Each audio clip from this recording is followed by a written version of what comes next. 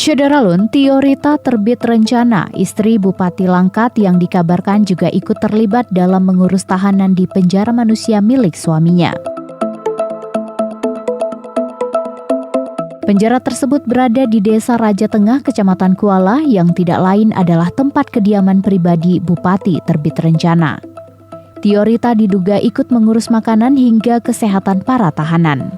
Dikutip dari tribunnews.com, kabar tersebut diketahui dari wawancara bersama Dinas Kominfo pada Maret 2021. Wawancara tersebut diunggah di YouTube Dinas Kominfo pada 27 Maret 2021.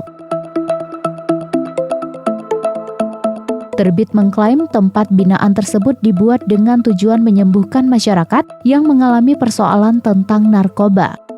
Ia juga menjelaskan tempat tersebut sudah didirikannya bersama sang istri sejak 2012 atau 10 tahun lalu.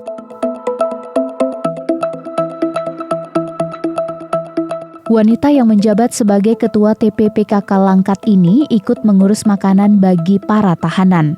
Menu makanan tahanan disebut sama dengan menu yang dikonsumsi oleh Terbit dan Tio Rita sehari-hari.